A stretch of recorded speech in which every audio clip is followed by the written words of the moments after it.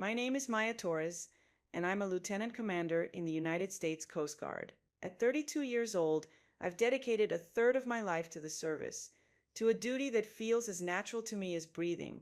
But for my family, my career was never a source of pride. It was a punchline. They saw my uniform and my ship not as symbols of federal service and maritime law enforcement, but as the costume and props for a charming little hobby. My entire career, which I had built with sweat and sacrifice, was reduced to a joke about me running a recreational boat club for a living. I never thought the day would come when their lives would depend entirely on the very boat club they mocked, but the sea has a funny way of demanding respect. Before I dive into the story of the storm that changed everything, the hurricane that left my family stranded and helpless in the heart of the Caribbean, I want to ask you something. Let me know in the comments where you're watching from tonight. And if you've ever felt underestimated by the very people who should have been your biggest supporters, go ahead and hit that like button. It helps to know you're not alone. For all the new viewers here, make sure you subscribe because this is a community for people who understand that sometimes you have to become your own hero. It always started the same way: a family dinner, usually at my parents' sprawling home in Coral Gables, a place of cool marble floors and artfully arranged orchids that seemed to shudder every time I walked in wearing my service boots. The air was always thick with the scent of my mother's expensive perfume and my father's quiet, impenetrable disappointment. This particular dinner was meant to be a celebration. I had just been promoted, Lieutenant Commander. It was a significant step, a culmination of years of hard work, long deployments, and countless hours of study and training. I had called them with the news a week prior, and my mother, Catherine, had insisted we have a proper family dinner to mark the occasion. I should have known better. For them, proper was a synonym for an opportunity to put you in your place. I arrived in my civilian clothes, a simple blue dress, knowing that turning up in my uniform would only invite a fresh wave of their unique brand of condescending humor. My father, Edward Torres, a man who had built a real estate empire by seeing every interaction as a negotiation he had to win, greeted me at the door with a kiss on the cheek that felt more like an appraisal. "Maya, darling, you look well. Not too much sun, I hope. You have to protect your skin out on the, well, out there." He couldn't even bring himself to say the water or the sea, as if doing so would lend it legitimacy. My brother Ethan was already there, holding a glass of wine that probably cost more than my weekly groceries. Ethan was the golden child, the corporate lawyer who had followed in our father's footsteps of seeing the world as a series of ladders to be climbed. He was successful, sharp, and had never spent a day of his life doing something that didn't directly contribute to his net worth or social standing. He gave me a brief, tight hug. "Congrats on the new rank, May. Does this mean you get a bigger hat?" He chuckled, and my father joined in. It wasn't malicious, not really. It was worse. It was thoughtless, a casual dismissal that stung more than any overt insult. To them, my life was a caricature. We sat down to dinner, a lavish spread of seared scallops and risotto that my mother had her caterer prepare. She raised her glass. "To Maya," she said, her smile perfectly polished. "To our little commander. We are so pleased for you." The word pleased hung in the air, a weak substitute for proud. Pride was a word they reserved for Ethan's seven-figure bonuses and his articles in law journals. "Thank you, Mom," I said, forcing a smile of my own. "It means a lot to me." My father cleared his throat, the signal that he was about to hold court. Speaking of achievements, he began, turning his full attention to Ethan. "Your mother and I were just hearing about the Gen-Tech merger. Son, that was a masterstroke. Absolutely brilliant." We read the piece in the Wall Street Journal. For the next 20 minutes, they dissected Ethan's legal victory, their voices alive with genuine excitement and admiration. They used words like leverage, acumen, and strategy. I watched them, a silent spectator at my own celebration, pushing a scallop around my plate. They had performed their perfunctory toast to me, and now the main event could proceed. I had spent the last 2 months leading a series of complex counter-narcotics operations in the Florida Straits, resulting in the seizure of millions of dollars worth of illicit drugs and the apprehension of a major trafficking ring. My strategy had involved coordinating air and sea assets in high-stakes, real-world conditions. But it didn't come with a feature in the Wall Street Journal, so it didn't register. "So Maya," my mother said finally, turning back to me as if suddenly remembering I was there, "what is it you're commanding, exactly? Is it a new boat?" The word boat was delivered with the same faint disdain as a person inquiring about a child's treehouse. It's a cutter, Mom, the USCGC Vigilant. She's a 418-foot national security cutter. And I'm the new executive officer, soon to be captain. I tried to inject my voice with the pride I felt, the sheer awe of the responsibility I was about to assume. The Vigilant was one of the most advanced ships in the fleet. It was a floating command center, a hospital, a weapon of law, and a shield. My father sipped his wine. Vigilant. Sounds very dramatic. What do you do on this cutter? Patrol the beaches for lost jet skis? He winked at Ethan, who gave a polite, practiced smile. It was their routine. A well-worn comedic act with me as the perpetual straight man. We conduct Homeland Security missions, Dad, I said, my voice tight. Search and rescue, drug interdiction, national defense. It's a federal law enforcement vessel. He held up a hand, a gesture of patronizing surrender. All right. No need for the official jargon. I'm just picturing you out there, getting a nice tan, waving at the cruise ships. It's like a yacht club, but the government pays for it. Good for you, finding a way to make a hobby pay. A hot knot of anger and hurt tightened in my stomach. It was the same feeling I'd had for years, a familiar ache. I remembered my graduation from officer candidate school. My parents had come, of course. They wouldn't miss the photo opportunity. During the small reception afterward, my father had clinked a glass for a toast. I had stood there, beaming, my uniform crisp, my heart swelling with a sense of purpose I had never felt before. To Maya, he had said, his voice carrying across the room, we all have our phases. I had my vintage car phase. Her mother had her tennis phase. And now Maya is going to play sailor for a while. Let's hope she has fun before she decides to get a real job. The laughter from his friends, the polite, confused smiles from the families of other cadets, my own smile freezing on my face, it had shattered me. I thought that day, that public humiliation, would be the worst of it. But it wasn't. It was the slow, steady erosion of 1,000 little cuts that followed. Now sitting at their dinner table, I felt that old wound reopen. I looked from my father's dismissive smile to my mother's placid face, to my brother's carefully neutral expression. They didn't see me. They saw a reflection of their own failure to steer me toward a life they understood and valued. A life of corporate law, of mergers and acquisitions, of country clubs and stock portfolios. My service was an alien concept, and their way of dealing with it was to shrink it down, to belittle it until it was small enough to be laughed at.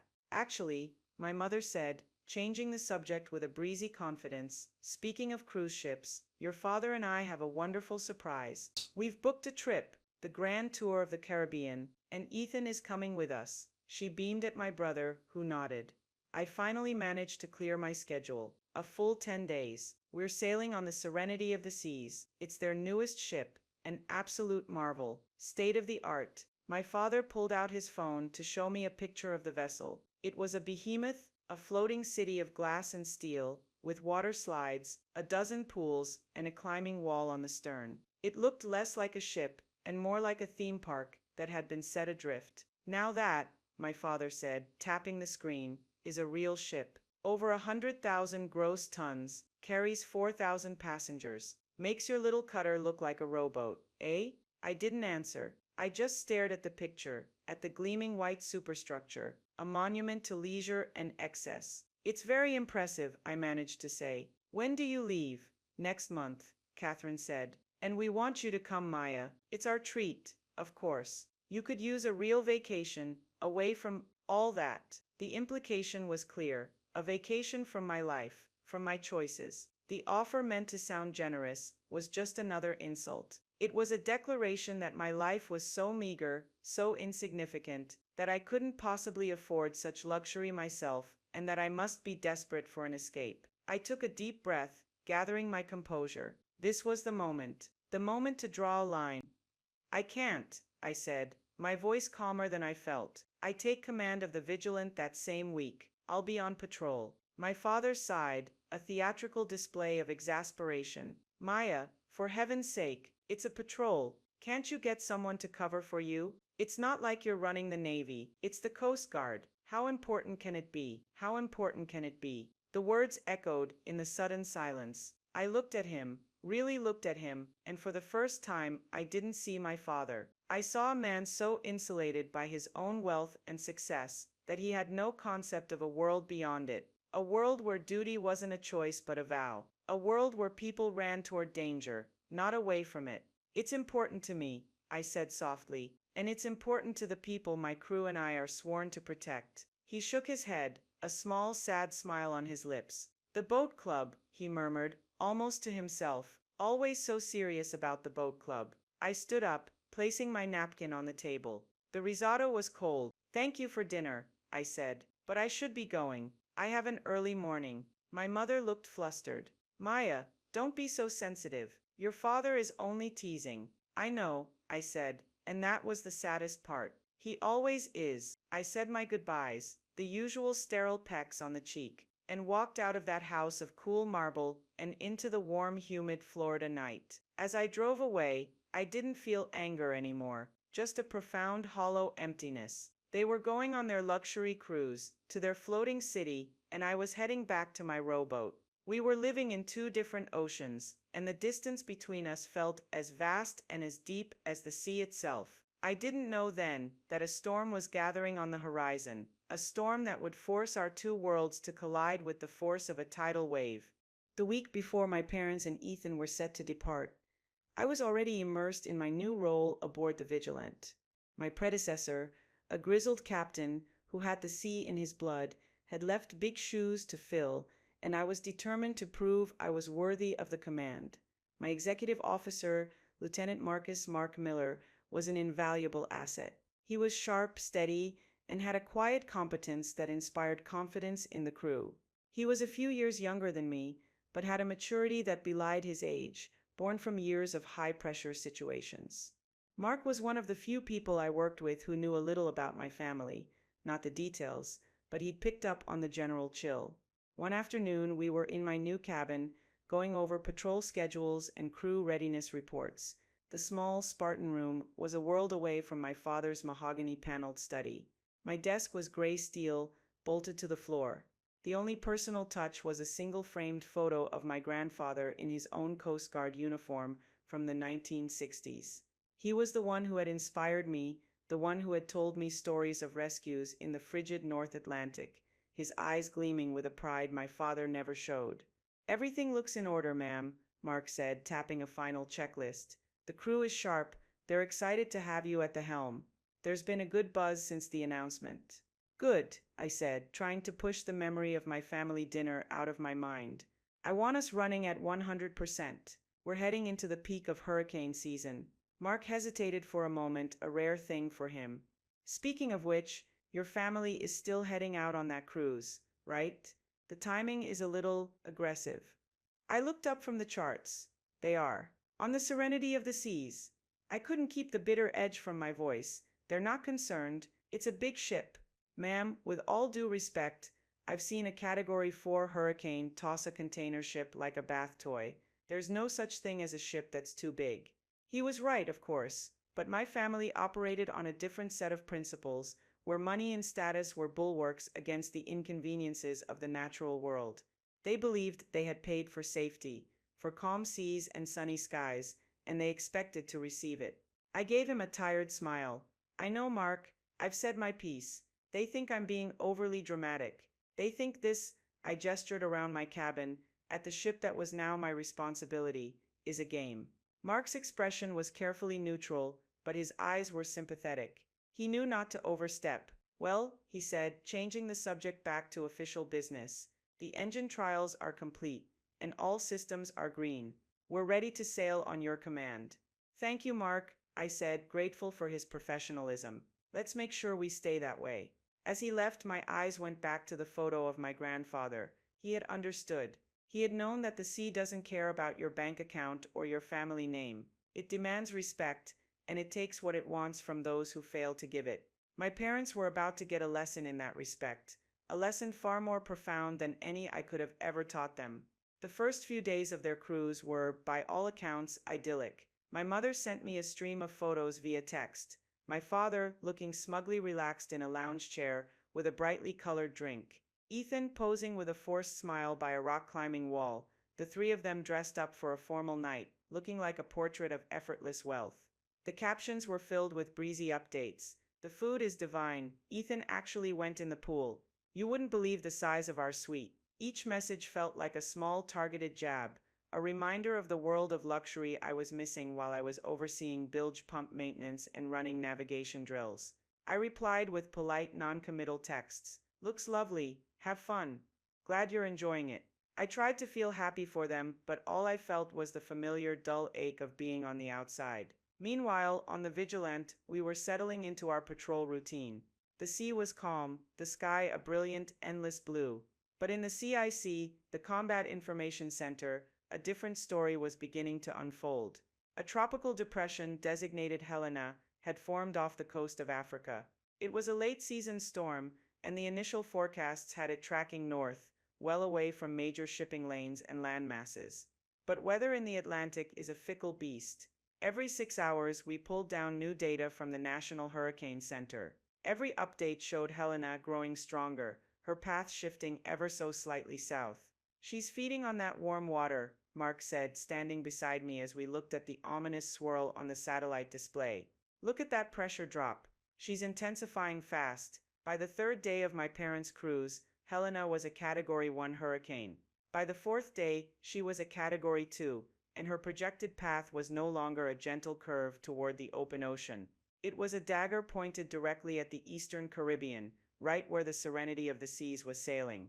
On board the cruise ship, the mood began to shift from blissful ignorance to a low hum of anxiety. My father, Edward, was in the main atrium when the captain's voice first came over the intercom, his tone professionally placid. Ladies and gentlemen, this is your captain speaking. As you may be aware, we are currently monitoring the progress of Hurricane Helena. I want to assure you that we have a team of expert meteorologists on board, and we are altering our course to the south to give the storm a wide berth. There is absolutely no cause for alarm. Edward scoffed, turning to Catherine. Cause for alarm? Of course not. This is a billion-dollar ship. They're not going to let a little wind spoil the fun. He projected an aura of unshakable confidence, a belief that the world was an orderly place that bent to the will of men like him.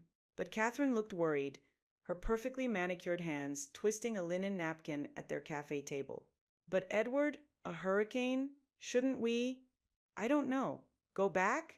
Ethan, ever the pragmatist, was looking at the storm tracker on his tablet. The models are all over the place, but the consensus is that it's going to be a major storm. The captain says we're moving south, but the storm is moving southwest. The berth isn't as wide as he's making it sound. My father waved a dismissive hand. Nonsense. The boy is a lawyer, not a weatherman. The company has protocols for this. They have insurance. They have a reputation. They won't risk this ship. Now, who wants another daiquiri? He tried to maintain the fiction of control, to treat the approaching hurricane like a hostile corporate takeover that could be outmaneuvered with enough bluster and capital. But a hurricane does not negotiate. Over the next 24 hours, the atmosphere on the serenity of the seas deteriorated. The sky turned a bruised, sickly yellow. The sea, once a gentle turquoise, became a churning slate gray, topped with angry whitecaps. The ship began to pitch and roll, a gentle then less gentle motion that sent champagne flutes sliding off tables and turned the faces of many passengers a pale shade of green. The outdoor pools were closed. The deck chairs were lashed down. The chipper cruise director, who had been leading conga lines just a day before, now made announcements about indoor activities with a strange cheerfulness that fooled no one. Fear began to curdle the air. In the buffet line, Edward overheard hushed, panicked conversations. A woman was crying because they were supposed to have docked in St. Martin that morning. A man was angrily demanding a refund from a young crew member who looked like he was about to be sick himself. The entitlement that had defined the cruise was evaporating, replaced by a raw, primal fear. Ethan had managed to get a weak satellite internet signal and was showing his parents the latest advisory. Helena was now a monstrous Category 4. A buzzsaw of a storm with sustained winds of 150 miles per hour, and it was no longer a distant threat. They were on a collision course. The captain's voice came over the intercom again, and this time, the placid tone was gone, replaced by an urgent, brittle edge. All passengers, please return to your staterooms immediately. I repeat, all passengers must return to your staterooms. Secure any loose items. The ship is expecting to encounter severe weather within the next hour. The announcement was met with a smattering of gasps and a few nervous laughs. Edward, Catherine, and Ethan hurried back to their suite, the ship's corridors suddenly feeling narrow and claustrophobic. The gentle rolling had now become a violent lurching. Back on the Vigilant, we were already on high alert. Sector Command had been in contact. We were the closest asset, the only cutter with the size and capability to operate in the storm's outer bands. Our mission was clear: stay as close to Helena as was safe, and be ready to respond to any vessel in distress.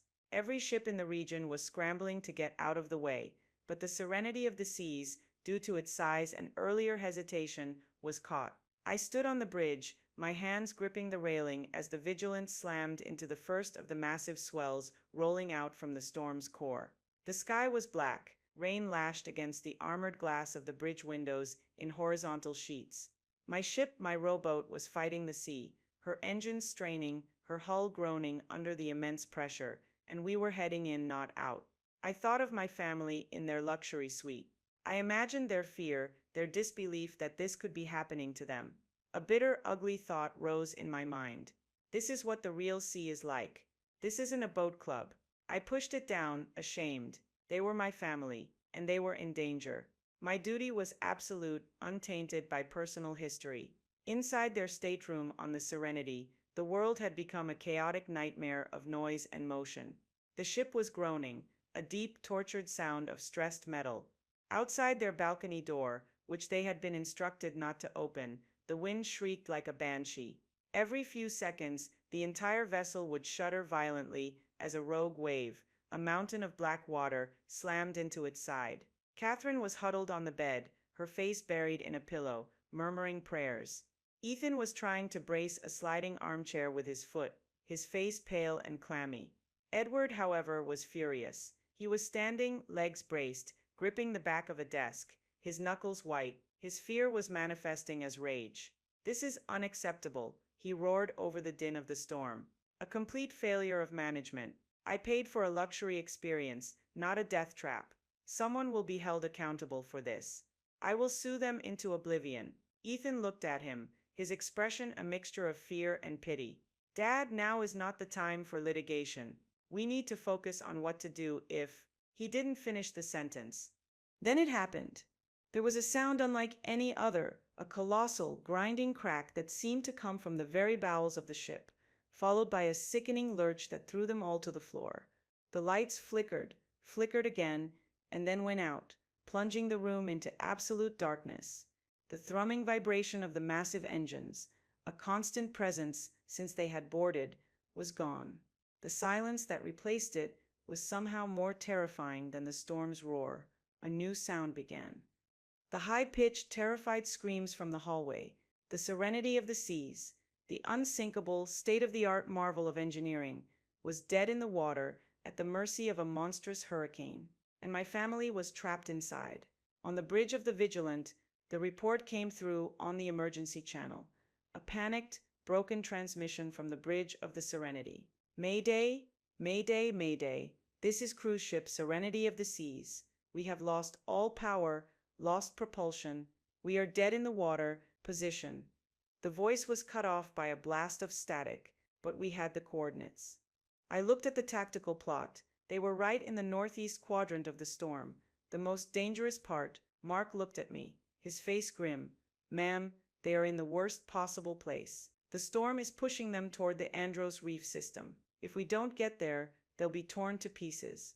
I knew he was right. I also knew that their position was deep inside the hurricane's most violent bands. Taking my ship in there was a risk of the highest order, but there were 4,000 souls on that vessel, and 3 of them were my family. My voice was steady, betraying none of the turmoil I felt inside. "Helm, new course, 250, all ahead full. Comms, get me Sector Command. Tell them the Vigilant is proceeding to render assistance." My crew looked at me, their faces set and determined. They didn't know who was on that ship. They just knew people needed help. And so did I. The jokes were over. The boat club was about to go to work. The journey toward the serenity of the seas was a brutal, relentless fight. The Vigilant, for all her strength and advanced design, was being tossed by waves that were not so much waves as they were moving cliffs of water. They would rise up before us, dark and menacing, and the cutter would climb the face, her bow pointing toward the churning black sky, hanging there for a heart-stopping moment before crashing down into the trough with a force that shuddered through every plate of steel. On the bridge we were strapped into our seats. The world outside the reinforced windows was a maelstrom of gray water and white foam. The noise was a physical presence, a constant, deafening roar of wind and crashing sea. My crew was magnificent. They moved with a practiced efficiency, their voices calm and clear over the internal comms, reporting statuses, checking systems, securing anything that could come loose. These were the men and women my father had dismissed, the professionals whose life's work he considered a hobby.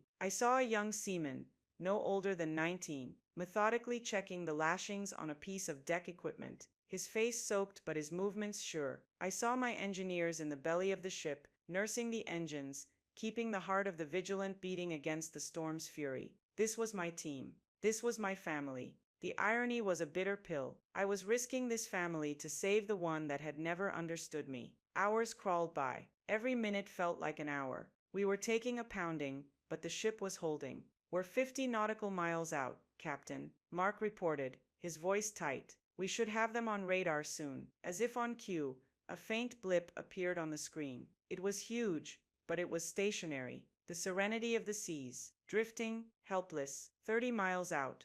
Mark updated later. "We're entering the eye-wall transition zone. It's going to get worse before it gets better." He didn't need to tell me. The ship was being slammed from multiple directions now, the winds howling with a new, more vicious intensity. It felt like the sea was trying to tear us apart. Inside the dark, silent suite of the Serenity, the Torres family was huddled together. The initial panic had subsided into a grim, terrified resignation. The emergency lights in the corridor cast a faint, eerie glow into their room. The only sounds were the groaning of the ship's frame, the relentless shriek of the wind, and the occasional sob from Catherine. Edward's rage had been extinguished, replaced by a gray, hollow fear he had never known in his life. All his money, all his power and influence, were meaningless here. He was just a man in a dark room on a broken ship, as helpless as the poorest passenger in the cheapest cabin. Ethan had been the most proactive. He'd found a crank-powered emergency radio in the suite's safety kit, and had been trying for hours to pick up a signal. Mostly, it was static. But then a voice cut through. It was faint, distorted by the storm, but it was clear, calm, and professional. Asterisk Serenity of the Seas, asterisk. This is United States Coast Guard Cutter Vigilant. We are on station, approximately 10 nautical miles from your position. We have you on radar. We are coming to you. All passengers and crew remain calm. A rescue operation is being coordinated. Acknowledge. Ethan's head shot up. Did you hear that? The Coast Guard. They're here. Catherine started crying again, but this time with relief. Edward pulled himself up, a flicker of his old self returning. The Coast Guard? Thank God. It's about time. They'll get us out of here. He imagined a swift, orderly evacuation, helicopters descending to whisk them away to safety. He imagined being able to thank the captain, perhaps offer a generous donation, a way to reassert control through his wealth. He had no idea who was on the other end of that radio. The voice came again, clearer this time. "Repeat, Serenity of the Seas. This is USCGC Vigilant. What is your status? We need a full report on casualties, ship's integrity, and number of persons on board." A different voice, shaky and panicked, replied from the Serenity's bridge.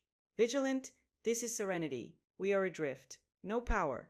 We're taking on water in 2 forward compartments, but the pumps are offline. Hull we think it's intact. We have multiple injuries. Panic, we have 4,072 souls on board. We are at your mercy." In their stateroom, Ethan listened, his legal mind analyzing the words. At your mercy. The phrase hung in the air. He looked at his father. They're putting themselves under the command of that cutter. Edward nodded.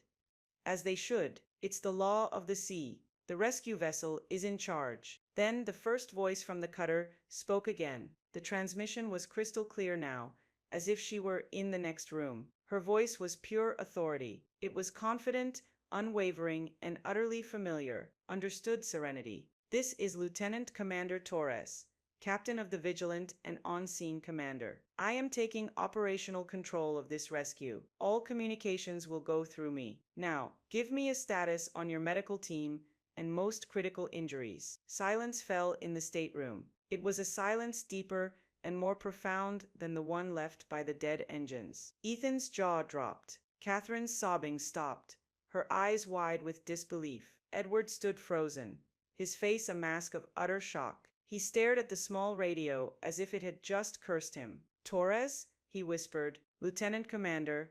Torres? It couldn't be. It was impossible. A coincidence. It had to be." But he knew that voice. He had heard it his entire life. He had heard it asking for a later curfew, announcing her college acceptance, trying to explain her career choice. He had heard it just a few weeks ago, across his own dinner table, trying to defend her life's work. The calm, commanding voice that now held the lives of 4,000 people in its hands belonged to his daughter, Maya, the captain of the boat club, the little girl playing sailor. The world tilted on its axis. The storm outside was nothing compared to the tempest of shame, confusion, and dawning horror that was breaking inside him. The Vigilant arrived on scene just as the hurricane's eye began to pass over them. The transformation was surreal. The screaming wind and mountainous waves subsided with an eerie swiftness, replaced by a relative, unsettling calm. The sky overhead was a circle of pale, strange light, surrounded by the towering, churning stadium of the eye wall. And there she was, the Serenity of the Seas. She was a ghost ship, a wounded giant. She was listing heavily to starboard, her gleaming white hull streaked with rust and grime from the storm. A huge gash was visible on her waterline, a wound from which she was slowly bleeding into the sea. Debris littered the water around her. Life rafts, deck chairs, a child's inflatable toy. It was a scene of utter devastation. My crew and I stared in silence from the bridge. The scale of it was hard to comprehend. That vessel was a city, and it had been broken. "My God," Mark breathed beside me. I didn't have time for awe or for the maelstrom of personal feelings churning in my gut. My family was on that ship, but so were 4,000 other people. They were all my responsibility now. "Mark, get me a secure channel to the air station in Puerto Rico. I want every Jayhawk and Dolphin they have in the air the second the back end of this eye wall passes. We have a window, and it's not going to be a big one. Comms, keep the channel open to the Serenity's bridge. I want continuous updates on their list and flooding." My voice on the radio, piped through the cruise ship's emergency address system, became the only source of authority and hope for the terrified passengers. I laid out the plan with cold, clear precision. The sea state was still far too dangerous for a ship-to-ship transfer using our small boats. The list on the Serenity was too severe to risk bringing the Vigilant alongside. The only way was by air. "This will be a helicopter evacuation," I announced, my voice echoing through the dark corridors of the cruise ship. "It will be slow and it will be difficult. We will prioritize the injured, the elderly, and families with children. Coast Guard crew members will be lowered to the ship to coordinate the evacuation points on deck. Listen to their instructions. Follow their orders without question. Your cooperation will save lives." In their suite, Edward, Catherine, and Ethan listened. My father was sitting on the edge of the bed, his head in his hands. The confident real estate magnate was gone. In his place was a pale, shaken old man. "It's her," he kept murmuring. "It's really her." Catherine was weeping silently. "Our Maya. She's out there, in this." Ethan was the only one who seemed to grasp the full, staggering reality of the situation. He looked at his parents. "All those years," he said, his voice quiet. "All those jokes, the boat club. My God, what have we been saying to her?" The rescue began. The first HH-60 Jayhawk helicopter from Air Station Borinquen arrived, a noisy, beautiful angel battling the residual winds. It hovered over the lurching deck of the Serenity. A rescue swimmer, a brave soul in a bright orange wetsuit, was lowered on a hoist cable. He was followed by 2 more of my crew members, who I had sent over to organize the chaos. The plan was to use the stern pool deck as the primary hoist zone. It was the largest, most open area. I watched from my bridge, coordinating everything. I was the conductor of a terrifyingly complex orchestra. I was on the radio with the helicopter pilots, the crew on the Serenity's deck, my own bridge team, and the frantic captain of the cruise ship. Every decision was mine. Which patient gets lifted first? Where can the next helicopter set down? How do we manage the growing panic among the passengers crowding the deck? Then, the first crisis hit. The report came from my team leader on the Serenity's deck, his voice tense over the radio. On scene, Commander, we have a problem. An elderly male, looks like a massive coronary. He's fading fast. The ship's doctor says he needs a defibrillator and advanced care now, or we'll lose him. The helicopter currently on station was already loaded with 2 other injured passengers. There was no room. The next chopper was still 10 minutes out. We don't have 10 minutes, the team leader's voice crackled. My mind raced. There was no time for deliberation. Team leader, what's your position? I demanded. Aft pool deck, port side. Copy. Aviation, this is on-scene Commander. I need your rescue swimmer back in the water. We have a medical kit with a portable defibrillator on the Vigilant. We're going to pass it to you. You're going to lower it to my man on deck. Now. It was a risky, unorthodox maneuver. A swimmer-to-deck transfer in these conditions was almost unheard of. But it was the man's only chance. I watched through powerful binoculars as my orders were carried out. Our helicopter, which had been standing by, lifted off our own deck. The Jayhawk over the Serenity moved into position. A line was passed. The medical kit, a precious package of life, was transferred across the churning water and howling wind. It was lowered to the deck. I held my breath. A few minutes later, the voice came back, breathless but triumphant. Commander, we got a pulse. He's stabilized. We got him back. A wave of relief washed over me, so powerful it almost buckled my knees. I took a steadying breath. Good work. Get him on the next bird. The evacuation continued, hour after hour. The window of calm from the eye passed, and the winds from the back half of the hurricane began to howl, but the helicopters kept coming. They were flying in the most dangerous conditions imaginable, their pilots and crews performing acts of incredible bravery with every single hoist. One by one, then in small groups, the passengers of the Serenity of the Seas were lifted from their broken luxury liner and deposited onto the solid, steady deck of my cutter. They were shell-shocked, soaked, and terrified, but they were alive. Finally, it was the turn of the passengers in my family's section of the ship. A crew member in a bright orange vest banged on their door. Coast Guard, evacuation, everyone out to the stern deck. Move. They joined a line of other dazed people shuffling through the dark, listing corridors. When they emerged onto the deck, the scene was one of organized chaos. The wind ripped at their clothes. The noise of the helicopter was deafening, and in the distance, lit up by floodlights, was the source of their salvation, a gray, formidable ship riding the waves with an impossible steadiness. The USCGC Vigilant. They were herded toward the hoist point. Catherine was trembling so hard Ethan had to hold her up. Edward just stared, his eyes fixed on the distant cutter. He was just another face in the crowd, another frightened passenger waiting his turn. When it came, the rescue swimmer clipped Catherine into the harness first. "Don't look down," he yelled over the rotor wash. She was lifted into the sky, a helpless figure dangling from a thin steel cable. Ethan went next. Then it was Edward's turn. As the harness was tightened around him, he looked at the young Coast Guardsman securing him. "Thank you," Edward stammered. The young man just nodded. "All in a day's work, sir. Your daughter runs a tight ship." The words hit him like a physical blow. He was hoisted into the air, the dead cruise ship shrinking below him, the angry sea churning beneath. For a few terrifying moments, he was suspended between the sky and the water, all of his life's certainties stripped away. He was delivered onto the deck of the Vigilant, not as Edward Torres, the real estate titan, but as a survivor, a piece of human cargo. He staggered to his feet and looked around.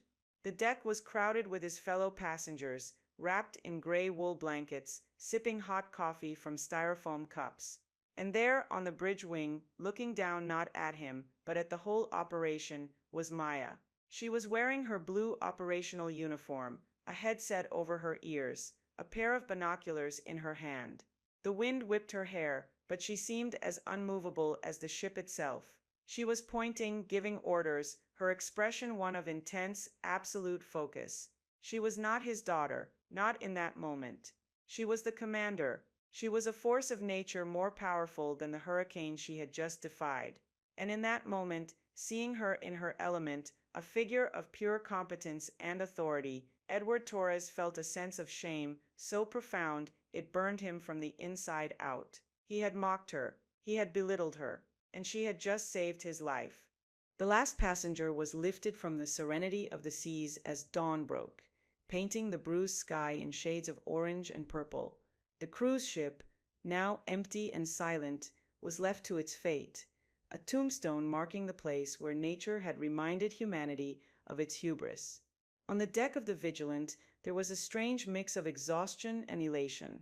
My crew, who had been working for nearly 24 hours straight, were finally able to stand down in shifts. The more than 4,000 survivors were crammed into every available space on my cutter: the mess decks, the helicopter hangar, even the passageways. The ship, designed for a crew of 120, had become a floating refugee camp. The air was thick with the smell of wet clothes, coffee, and shock. I handed off the bridge to Mark and made my way down to the main deck. My duty as on-scene commander was over. My duty as the ship's captain, responsible for every soul on board, continued. I moved through the crowds, checking on people, offering a reassuring word, my eyes scanning the faces. I saw the man whose life we had saved with the defibrillator. He was weak, but he was alive, his grateful wife holding his hand. I saw a young mother trying to comfort her crying baby. One of my cooks knelt down and gave the child a piece of chocolate, earning a watery smile. This was the Coast Guard my father had never seen. This was the family he had never understood. Then I saw them, my family. They were huddled together near the stern, wrapped in the same gray blankets as everyone else. My mother's expensive clothes were ruined, her hair was a mess, and her face was stained with tears. Ethan looked hollowed out, his usual sharp, lawyerly demeanor replaced by a quiet, stunned humility. And my father, he just looked old. He saw me approaching, and he stood up, his movements stiff and uncertain. For the first time in my life, I saw him at a complete loss. He had no script for this, no leverage, no angle to play. "Maya," he said, his voice raspy. He reached out a hand, then seemed to think better of it, and let it drop. I stopped a few feet away, my expression unreadable. I was too tired for anger, too numb for vindication. I just felt empty. "Are you all right?" I asked. The question was professional, the same one I had asked a dozen other survivors in the last hour. My mother started to sob again. "Oh, Maya, we were so scared. It was horrible." "I know," I said softly. "But you're safe now." My father struggled for words. I saw you, on the bridge." He gestured vaguely with his hand. "You were in charge." It was a statement of fact, but it sounded like a confession. "That's my job, Dad," I said. He looked around the crowded deck, at the exhausted crew, at the other survivors. His eyes, for so long clouded by arrogance and condescension, were suddenly clear. "I had no idea," he whispered. "I never knew what you did. I thought—" He trailed off, shaking his head. All those things I said, the jokes, the boat club, he couldn't meet my eyes. The shame was a physical weight, bowing his shoulders. "I'm sorry, Maya. I am so sorry." It was the one thing I had longed to hear for 15 years, but now that it was here, delivered in the aftermath of a disaster, it felt hollow. Did he mean it? Or was he just saying it because he was scared and humbled, and his life had been in my hands? Would this apology have come on a sunny day in his marble-floored house? I didn't know. "There were 4,000 people on that ship," I said, my voice flat. "My crew and I were doing our jobs. That's all." I wasn't ready to absolve him. I wasn't ready to make it easy. I turned to my brother. Ethan looked at me, and his eyes were full of a new, dawning respect. "You were incredible, Maya," he said, his voice thick with emotion.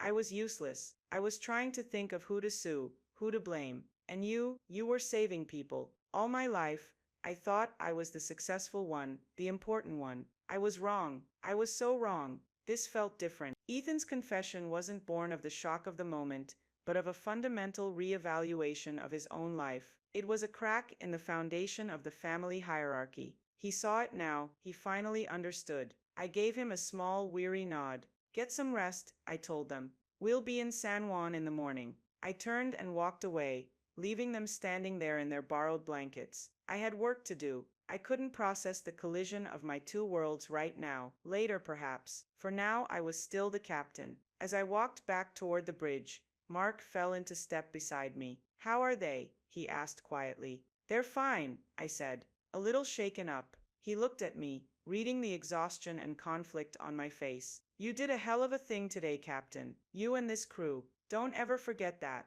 I won't, I promised. And I knew I wouldn't. The rescue hadn't been about them, or about proving them wrong. It had been about the oath I took. But seeing the look on my father's face, the utter demolition of his lifelong condescension, I couldn't deny a small, secret, and fiercely satisfying feeling. He saw me now. After all these years, he finally saw me. 2 months later, the world had moved on. The story of the Serenity of the Seas had been a 9-day wonder in the news cycle, a dramatic tale of disaster and rescue that was quickly replaced by the next headline. The cruise line was buried in lawsuits, just as Ethan had predicted. But for me and for the Torres family, the echoes of the storm were still rearranging our lives. I was standing on a parade ground at Coast Guard Sector San Juan, the Caribbean sun warm on my face. I was in my dress whites, the uniform pristine and sharp. My crew, the men and women of the USCGC Vigilant, stood in formation behind me. A rear admiral was pinning the Distinguished Service Medal to my chest. It was the Coast Guard's highest non-combat award given for exceptionally meritorious service. The citation was read aloud, recounting the events of the rescue in stark official language, displaying flawless leadership, expert seamanship, and unwavering courage in the face of extreme peril. Lieutenant Commander Torres's decisive actions and extraordinary command presence were directly responsible for saving more than 4,000 lives. I scanned the small crowd of spectators, and there they were. My parents and Ethan, sitting in the front row. They were not here for a photo opportunity. They were here to bear witness. My father was wearing a simple suit, his expression sober and attentive. My mother wasn't fidgeting or looking at her watch. She was watching me, her eyes shining with unshed tears. When the Admiral finished pinning the medal and shook my hand, the crowd erupted in applause. But I was watching my father. He stood up, and he didn't just clap, he applauded with a fierce, genuine pride that I had never, ever seen from him. It was a look he had always reserved for Ethan. Later, we went to a quiet lunch at a restaurant overlooking the harbor. The conversation was stilted at first, full of the awkwardness of a relationship being completely rebuilt from the ground up. The old dynamics were gone, but the new ones were not yet formed. My father cleared his throat. That medal, he said, looking at the velvet box on the table. They said 4,000 lives. It's a number so big, I still can't quite get my head around it. It was a team effort, I said, the words automatic, but this time he wouldn't let me deflect. No, Maya, I read the full report. Ethan got a copy. It was your decisions. That call about the defibrillator, the pilot said it was the gutsiest thing he'd ever seen. My mother reached across the table and put her hand on mine. Her touch was different now, not the proprietary pat of a mother on her child, but the gentle touch of an equal. We are so proud of you, Maya, she said, her voice trembling slightly. Not just for what you did, but for the woman you've become. We were fools, blinded by our own narrow little world. It was a complete and unconditional surrender. The war I had been fighting my whole life was over, and I hadn't won it by arguing or pleading my case. I had won it by simply being who I was. The real change, I realized, was not in their apologies, but in their questions. For the first time, they asked about my life with genuine curiosity. What's it like being on the water for so long? My father asked, who is that young man, Mark Miller? He seems very capable, my mother inquired. Tell me about the engineering systems on the Vigilant. Ethan chimed in, his interest real. They were trying to understand my world, the world they had so long dismissed. The jokes about the boat club were gone, replaced by a quiet, searching respect. It wasn't a perfect storybook ending, There were still years of ingrained behavior to unlearn, a chasm of hurt to bridge. But it was a start. It was more than I ever thought I would have. As I flew back to my ship that evening, I looked out the window at the vast, dark ocean below. The rescue had changed my family forever, but it had changed me too. It had taught me that my worth was never contingent on their approval. I had known my own value all along, in the quiet professionalism of my crew, in the trust of my superiors, in the deep, abiding sense of purpose I felt when I put on my uniform. The storm had just forced my parents to finally see it too. I hadn't needed to save them to feel validated, but in doing so, I had rescued something I thought was lost forever: the possibility of a real family. My validation was, and always had been, internal. It came from the quiet hum of my ship's engines, the salt spray on my face, and the knowledge that when the call comes, my crew and I are always ready, semper paratus, always ready. It's not just a motto, it's a promise, and I had kept it. Looking back on it all now, the greatest lesson wasn't about the storm or the rescue, it was about value. For years I let my family define my worth, and because they couldn't understand my life, they assigned it very little value. The truth is, your worth is inherent. It isn't granted by parents, or measured by a salary, or confirmed by a title. It's proven in your actions, in your integrity, and in the quiet dedication you bring to the things you believe in. The world may not always see it, but that doesn't make it any less real. Eventually, if you stay true to your own course, the people who matter will see your light, not because you shine it in their faces, but because you become a beacon they can't ignore. Thank you for listening to my story. I want to hear from you now. Share a story in the comments below about a time you proved someone wrong, not with words, but with your actions. Your stories give strength to everyone else here. And please don't forget to like this video if it resonated with you, and subscribe to the channel for more stories about finding your own strength. Remember, sometimes the people who underestimate you the most are just giving you the motivation you need to exceed everyone's expectations, including your own. I wish you all strength on your own journeys. Thank you for joining me.